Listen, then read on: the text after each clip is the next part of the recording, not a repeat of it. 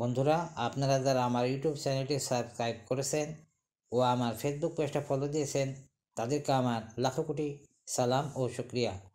আর যারা এখনও আমার ইউটিউব চ্যানেলটি সাবস্ক্রাইব করেন নাই, দয়া করে এখনই সাবস্ক্রাইব করে নিন আর পাশে থাকা বেল আইকনটি অন করুন, যাতে করে আমার আপলোড দেওয়া সকল ভিডিওর নোটিফিকেশন সবার আগে আপনার নিকট পৌঁছে যায়। আর যে সকল ভাই বোনেরা এখন আমার ফেসবুক পেজটা ফলো করেন নাই, প্লিজ আমার ফেসবুক পেজটা ফলো করে দিন। আর বন্ধুরা, ভিডিওটা যদি ভালো লাগে লাইক ও কমেন্ট করার অনুরোধ রইল, সেই সাথে ফ্রেন্ডস এবং ফ্যামিলির সঙ্গে শেয়ার করতে ভুলবেন না। চলুন দেখি ভিডিওটা শুরু করা যাক।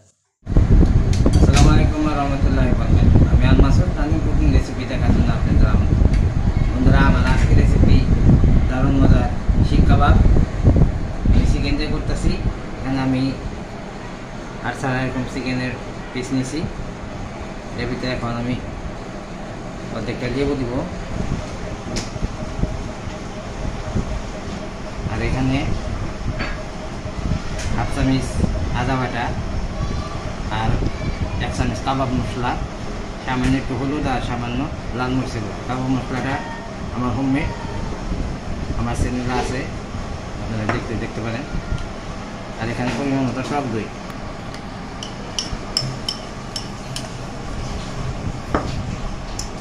আর এখানে সরিষার তেল। একটু ভালোভাবে মিশিয়ে নিব।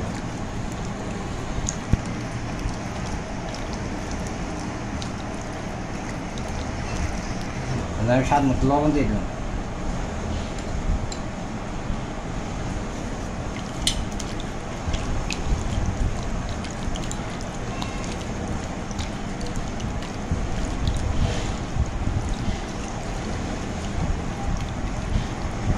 খুবই টেস্টি একটা রেসিপি, আশা করি সবাই ট্রাই করবেন। বন্ধুরা, আমার মাখানো হয়ে গেছে। এখন আমি এটাকে চিকেন তো এটা 2 ঘন্টা কমপক্ষে আমি রেখে দিব রেস্টে, ম্যারিনেশন করব। তারপর আমি পরবর্তী স্টেপে চলে যাব।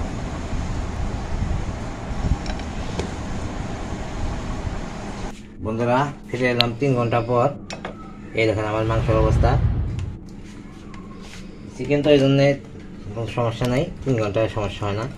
কিন্তু আপনি যদি বিফ দিয়ে করেন তাহলে পরে অন্তত 10-12 ঘন্টা এটাকে ম্যারিনেট করে রাখতে হবে। এখন আমি এখানে স্টিকের ভিতরে এভাবে গাঁথবো।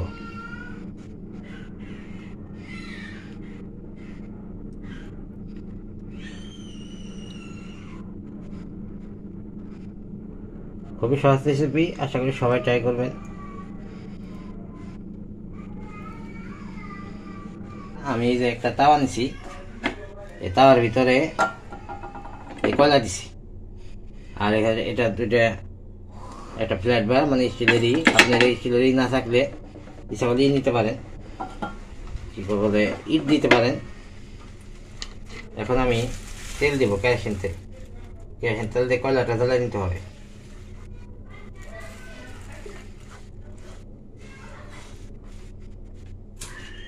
আমার তেল দেওয়া হয়ে গেছে, এখন আমি আগুন জ্বালিয়ে দিব।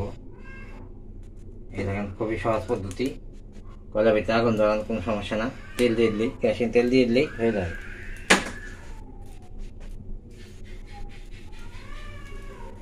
5 মিনিট এভাবে জ্বলবো, তারপর কয়লা ভিতরে যখন আগুন জ্বলে যাবে তখন আমি এগুলি ভাজতে থাকবো। আর এখানে আমার যে মশলাটা রয়ে গেছে, কিছু তেল আছে, এটা আমি ভাজার সময় ব্রাশ করব। এখানে আমি মাংস দিয়ে দেবো, কাবাবগুলি একটু পর পর আমি উল্টে পাল্টে দিব।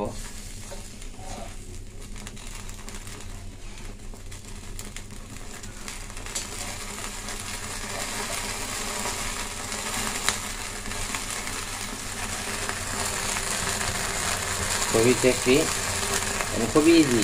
যাদের চুলা টোলার ঝামেলা নাই, এইভাবে সবার বাসায় তাওয়া আছে, তার উপরে এরকম 2টা ইট দিয়ে দিতে পারে, অথবা আপনি এরকম একটা স্টিলে এখানে নেবেন। এখন আমি একটু উল্টে দিব।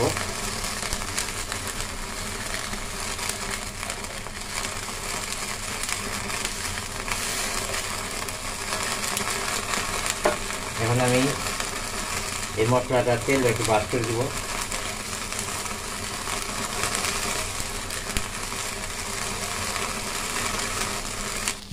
এই দেখেন আমার কাবাবের অবস্থা খুব সুন্দর হয়েছে।